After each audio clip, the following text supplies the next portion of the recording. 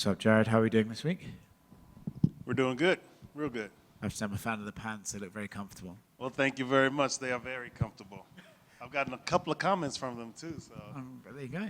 Yeah. Setting trends. I picked right. I chose them wisely, if you will. At this point, does it kind of feel you're crossing the names off the middleweight rankings one by one, and Marvin Vettori is just the next logical guy for you to meet in the cage? Well, I feel like he was one of the last ones. So one of the last guys at the top of the division who I've gotten to the octagon with. And I felt like it was only a matter of time before we crossed paths.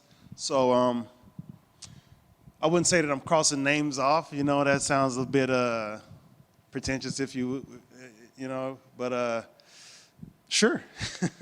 Is it a funny one where, because you guys are in the division and the top half of that division is so strongly held there, right? You guys are always going to be just neck and neck. Is it one of those ones where, oh, well, I've had to be watching this guy for basically his whole career, so I kind of know what to expect when we do fight? To a certain degree, yes. But no, man, can't really go into any of these fights expecting anything, or you're going to be surprised. So I'm just going to be more open-minded and, just be more open-minded, prepared for anything that he brings. I'm going to leave it at that. Okay. Yeah.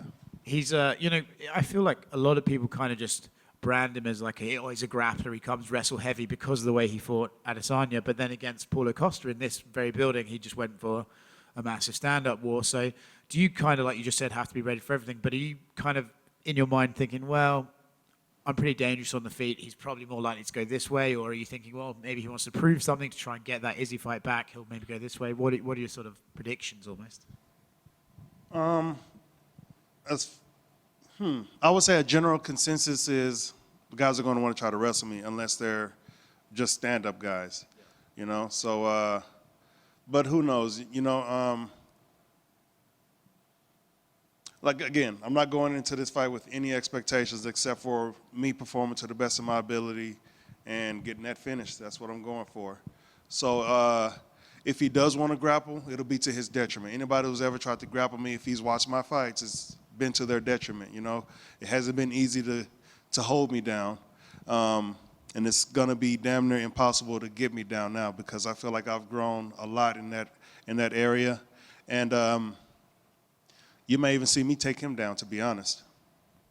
I'm sure he'll love hearing that. He's a kind of a fiery character. What do you make of him as a personality? You know, I remember when he fought Israel, his press conference was wild. He seems like a guy who kind of switches pretty quickly. Do you make much of him as a personality? He is who he is. You know, he's got all the confidence in the world in himself, and rightfully so. You know, he's put in a lot of work. He's been in, like you say, he's been in the top of the division for a long time. So, yeah, you know, I ran into him yesterday. You know,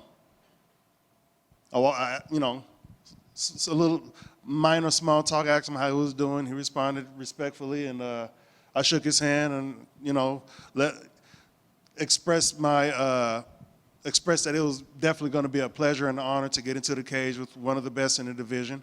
And he sort of reciprocated, you know what I mean? So it's all respect from me, you know what I mean? I respect any man who's walking the same path that I'm walking, you know, walking a similar path that I'm walking.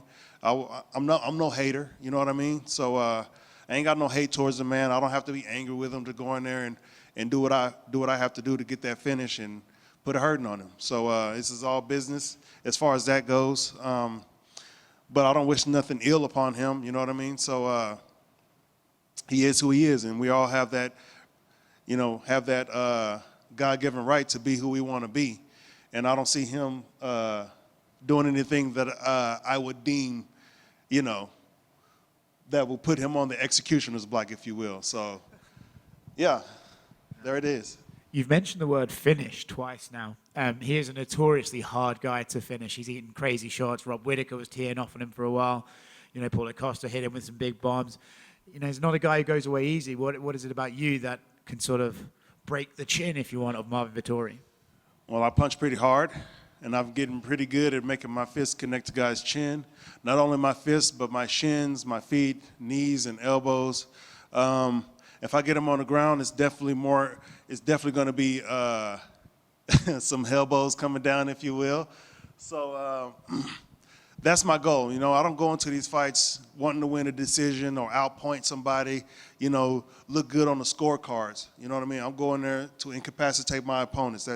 That's it.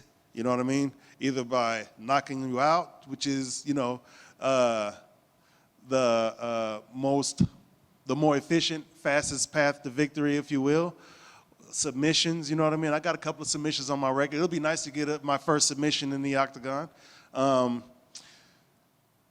So there, yeah, you know, or I just batter his face in till his corner throws in the towel, or the doctor says, hey, you can't take anymore, or something. I just want to finish, you know what I mean? So that's all I go for, and especially considering the fact that he hasn't been finished, I'd love to be the first guy to break that cherry. Cool.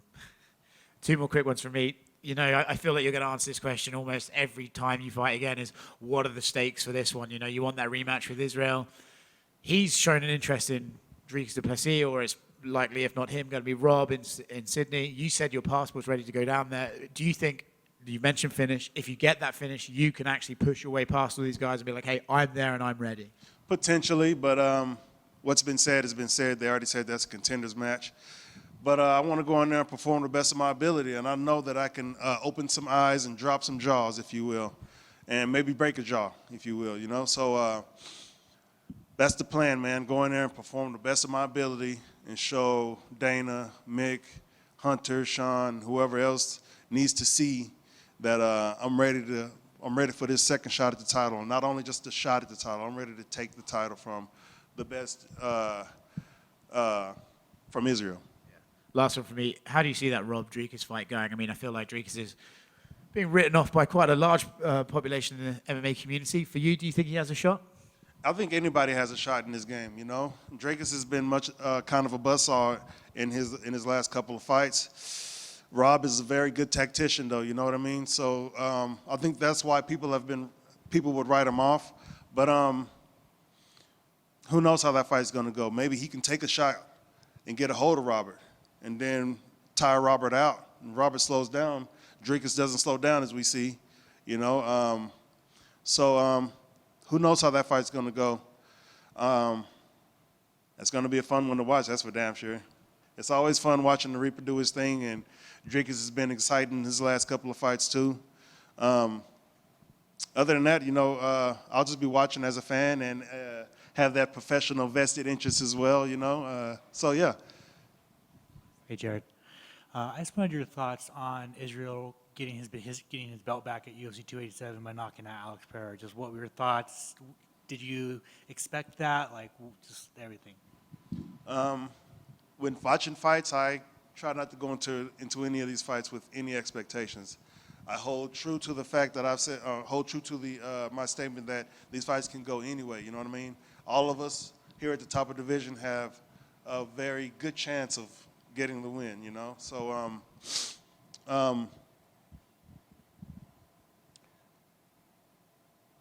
So yes, I was watching it. I was very entertained by it. You know, it was a little dicey in there. It looked kind of like the end of the first fight and the end of the first round of the first fight. You know, so a lot of correlations going on there. And the first time Alex got it done in the fifth. This time Israel got it done in the second. Was it the second? Yeah, the second round. And it was like a similar scenario, and it was like, you know, he was had his back against the fence, doing his thing, moving, and hit him with that counter, and then followed up with some more good shots, you know, finished the job and got his belt back. So we all love watching those moments of triumph in the octagon, you know, so no different here. It was definitely exciting to watch and entertaining to watch, and good for him. I also want your thoughts on Paulo Costa, Sean Strickland, 2 top 7 middleweights. They're fighting unranked Russians in their next fight. Do you think what are your thoughts on that? Like, do you think it's warranted? Do you think it's the UFC's doing it to bring more blood into the division? Like, what's up? That's what I think. I think they're trying to build up the middleweight division. You know, they have some good prospects. The top 5, top 10 have knocked down all the coming prospects, so UFC needs some new prospects. So that's definitely I feel like that's what they're trying to do. I could be wrong. You know, I'm not in the office talking to these guys, making these decisions. So, But that's what it looks like from the outside, you know.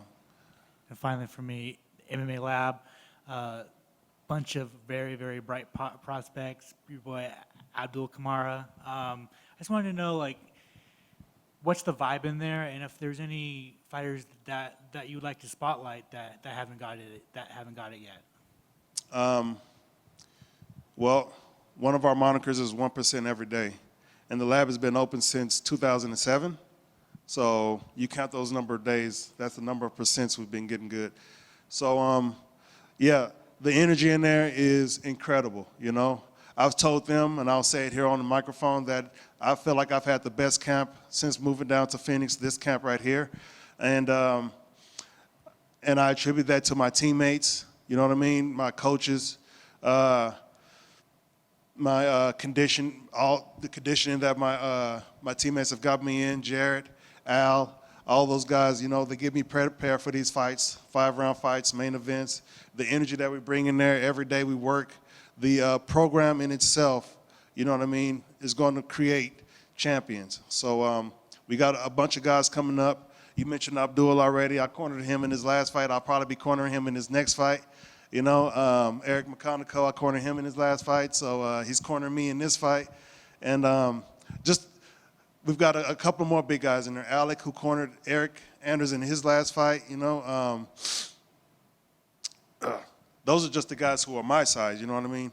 And when I first got there, I was one of the biggest guys there. All the little guys I was looking at, you know what I'm saying, I was training with. So you guys just saw the Maniac, Marcus McGee, make his debut and do his thing in there. You mentioned Abdul, you know what I mean? And Ho is doing his thing. We got a few guys in other divisions, Bryce Meredith, Mike Hamill, who fights this weekend. Who else? I wish I could just name them all, man, but the whole team, the MMA Lab is growing big time, you know what I mean? Mario, I can't forget him. He's one of the leaders in there who I look up to, and who I look to, and Kyler is doing his thing, you know what I mean? I get good rounds with him. Talon is in there. I get good rounds with him. Caleb, who gave me some good rounds this go around.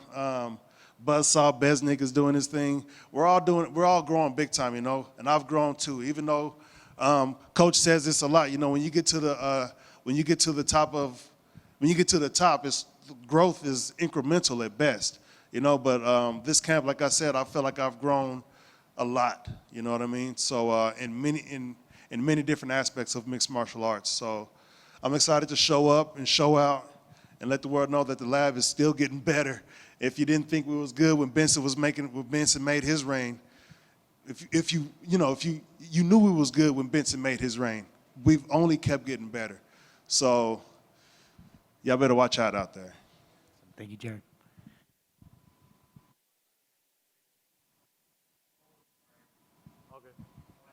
You got me? Oh, perfect. I want to talk about your preparation a little bit in this camp. As you know, Vettori is a very well-rounded fighter, and just like you talked about watching the film and how you can grapple with the best of him, you can strike with the best of him. How have you prepared differently for him rather than an Adesanya or a Strickland? I wouldn't say I prepare differently. I prepare for the best, and I prepare to make myself better, you know what I mean? Only time I start changing things up is when we get a name and we start implementing, hey, this is what we think can work against this guy. But nothing's changed. I've only made, just been more, consistent in my training. I've grown. That's the only difference. I've gotten better. You know, my grappling is much better. My striking is much better. My conditioning, my physique is going to definitely be better. You guys will see that when we come time to take these clothes off and flex in front of the cameras. So I'm just better, you know what I mean? It's nothing different, just better. You know, we're already doing the right things. So ain't no point in changing that. You know what I mean? If you're on the right path and you change directions, you're going to make yourself harder to get to the goal, right? So, and there are no shortcuts in this game. So we show up, we work hard, and come fight night, we're going to show out. Jared, over here. You expressed your thoughts on Israel's triumph over Alex Pereira at 287, but were you a bit disappointed Pereira did not retain his title as he hasn't faced guys like you and Vettori yet? No, I can't say that I was disappointed, you know. I was happy when he won the title, happy for him, you know what I mean? Congratulations to the man. And this is a fight game. One person's going to win, one person's going to lose. So I'm not that invested in who I fight, you know what I mean? Again, Rogan said it at the end of the weigh-ins when I fought Israel, saying that he's the final challenge. And I said, no, he's not the final challenge. I'm the final challenge. I'm only working on myself. That's the only reason why I'm doing this, so I can be a better me. Not to fight any of these guys and be better than them. They don't reside in here. They don't reside there. When I look inside, that's the challenge that I'm trying to overcome right there. Every day. They don't go home with me. They don't, you know what I mean? They're not the ones saying, wouldn't you rather play the video game than go to the gym or anything like that? You know what I'm saying? These are things that I have inside of myself. They're not the ones saying, oh, you're tired, you should just quit. You know what I mean? Those are the voices that you have inside of yourself. So that's the challenge. You know what I mean? Not them. It's me. So the idea of fighting him would have been exciting. You know what I mean? I'm here to fight whoever. But I'm here to fight the best. So he is one of the best. And the potential is still there. He's still in the UFC. I fought at light heavyweight before.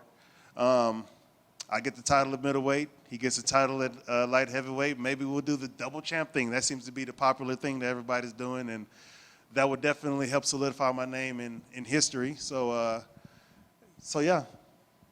And assuming Israel remains champ and things go well for you this weekend, how would you approach a fight with Israel differently rather than the first time? Better. You know what I mean? When we fought Israel the first time, we started working on things, and I've just kept developing it. So it's been a year now in development. Things that I've ingrained in myself, not just new things that, oh, we should try this. Nothing like that. We got to do this better. We have to do that to make this happen. We have to do all these A, B, C through Z to make this happen, and continue to work on those things. So better.